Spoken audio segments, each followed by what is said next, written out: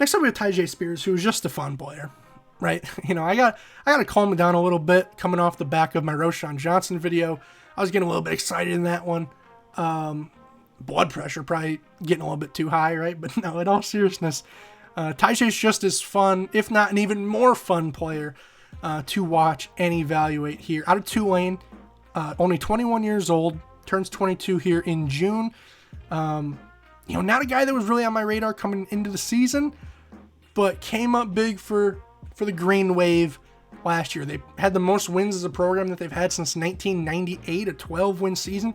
Someone's got to be the driving factor of that, right? On both sides of the ball. And we have Tyjae here. We might touch on Dorian in a future video, the linebacker. But no, Tyjae certainly came up big for them week in and week out on the field. Didn't come up big necessarily at the combine in terms of some measurables. I'm surprised he weighed in at 201. I thought he looked a little bit thinner, maybe even than he was listed at. He was listed at 195. I thought he looked a little bit smaller than that on film, honestly. But he's a guy who looked like he could put on some weight. Maybe he's already got a head start, right? Most people cut for the combine, but that's a little bit interesting. And as far as the testing results, 4.47 40, jumped very well, 39-inch vertical, that's solid. And then 18 reps on bench, which I think was probably a pleasant surprise for many teams given his play style. As far as the stats, like I said, he came up big this year and kind of came up big year over year, right? When we're talking about progression, not to keep going back to Roschon, but I was just talking in his video about how he had 600 yards as a freshman and then 400, 500, 500, right? I was saying usually you want progression. Well, this is exactly what you want. Someone who goes from 192 yards to 274 to 863 to 1600, right? He's going in multiples of 200 here upwards, and it's that's kind of what you're looking for. Just someone who, as the opportunity increases, the production increases, and whether it's per game, per attempt, touchdown, everything across the board got better through his tenure. I am a little bit surprised, I will say, at the receiving usage. I felt like just in the games that I watched, he had a bigger impact through the air than that might suggest on the year, but we'll cross that road when we get there. I certainly think the ability is there, though. And in terms of the ability, let's say going from the top, the vision, I was pretty impressed. Now, Tyjae is interesting because he's not always the most conventional runner, right? You'll be watching him, you'll be expecting him to go maybe to point A, if not point A, maybe point B, if not point B, definitely point C, right? No, he'll be going to like point E, F, and G, right? He's going total opposite way, and somehow he makes it work, right? And that's really the big theme with Tyjae, is that he just makes it work, right? This play, I started I watched this play to that point, started recording it because I'm like, oh, that's a missed hole, right? Got to put this one in the video. What's he do? Pounds in the back of his right guard or whoever that was, and then does that. So as much as I want to say, all the vision, yeah, but he does something with it, And the speed and excel, he was pulling away from guys there. Eventually got caught down, right? But there's some burst, no question. When he decides to go, he goes. What did I say, 4.47 earlier? I see it, right? I think guys can bring him down if they have a good angle on him, right? Sure, but enough juice to get wherever he wants to go, no question. And, sometimes that'll be 70-yard runs. Sometimes they'll just be bursting through the line of scrimmage and picking up 5, right? I think it manifests in a lot of different ways, but he's rather impressive in that regard. Agility, again, another category where I don't think he's top of the line elite, but I gave him a 7 out of 10, right? Very solid, very shifty. Sometimes I thought, his jukes could be a little bit like sweeping, and once he starts them, they can maybe be a little bit, I don't want to say predictable, but sometimes I thought he could try and do a little bit too much. He kind of get outside his frame, but then all the time, other times, boom. Pulls a rabbit out of the hat. Where the heck did he go? Now you see me, now you don't, right? Just, not to keep going with the magic puns, but how does he even see that guy, right?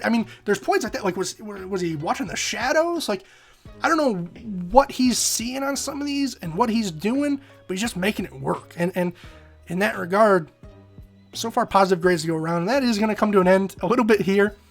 Not the most powerful guy. I didn't really see 18 reps on bench as far as his play, but what I will say, to his credit, an incredible catch here. What I'll say is he's not shying away from contact, right? Like a play like that could have easily ran out of bounds, avoided a hit. Now, he's still going to try and pick up extra yards, right? Now, so I respect the mindset, even if maybe the power itself isn't necessarily there. But he's not afraid to, hey, there's the end zone 2 yards in front of me. What do I got to do? Burrow down and try and make a play. That said, I thought the balance is pretty good. And, for me, the difference, I always say it, but between the two is power is kind of when he's initiating, he's trying to use his body to extend plays. Balance is when guys are making contact with you and you're able to stay upright. And I thought he was very good here. 7.75 out of 10. Again, very impressive. Just, weak arm tackles for a guy his size, for a guy with his posture. Like I said, I thought a little bit more wiry. Very impressive, right? And I think that maybe comes back to the acceleration a little bit, right? Like he's going a little bit too fast for some of these defenders that are slowing down. They're, staying still and then they're just whiffing, right? But I thought he was very impressive here. And even though he's not, like I said, necessarily putting the shoulder down, he's certainly making Ivan Pace look silly, right? Like he's able to do a little bit of everything in that regard, and is able to do it pretty well. Not able to pass block very well, I'll be honest again.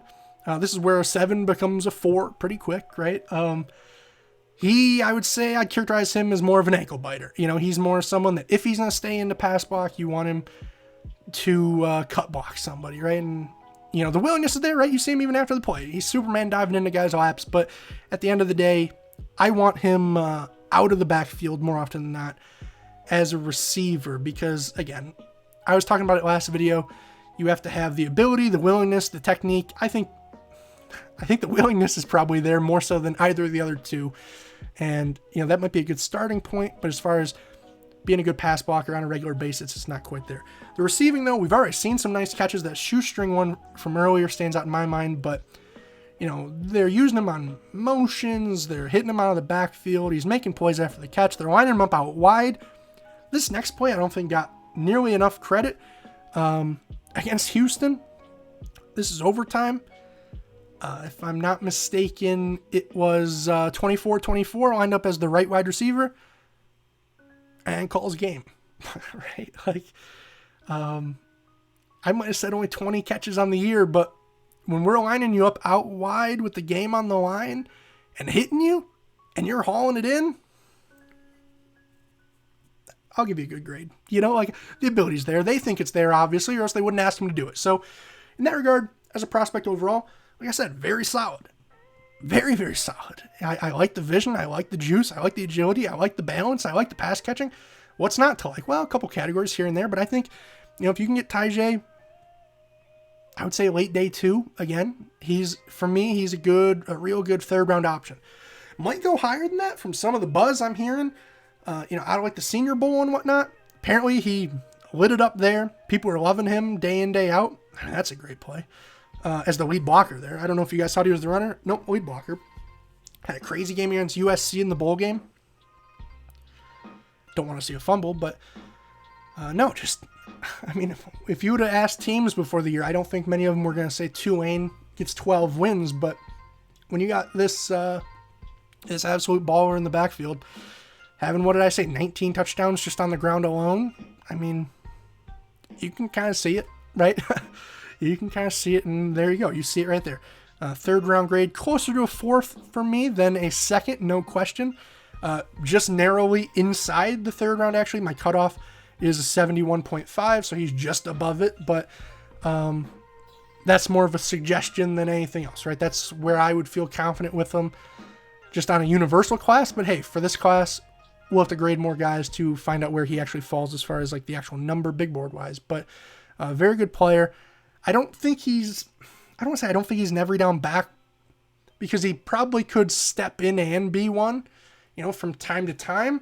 I don't know if you're drafting him to be one though, right? I guess I'll qualify it with that.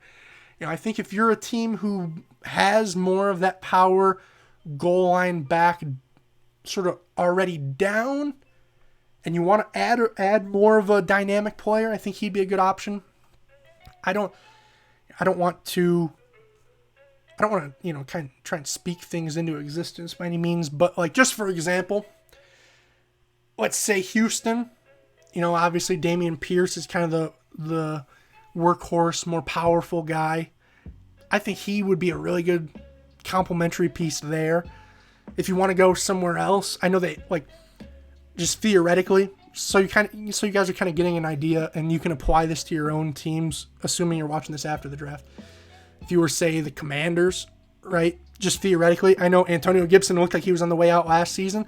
If you told me they spent a third, fourth rounder on Tyjae to pair him up with Brian Robinson, that's kind of what I'd be thinking towards, right? I don't think that'll happen, but I think you guys get where I'm going with that. That's kind of the player I expect him to be. Maybe not someone who dominates the ball, but dominates when he gets the ball. And in that regard, fun player to watch. Like I said, I didn't expect to watch many guys from Tulane. We'll touch on Dorian in a future video, the linebacker, the other main prospect from Tulane. But I was certainly impressed, and Tyjae exceeded some early expectations that I might have came in with. And in that regard, if I exceeded yours for this video, make sure to leave a like, comment, subscribe, all that great stuff. So that way you're always in the know for future ones. Because for this one, I'm mic'd up, now I'm mic'd out. I will see you guys next time.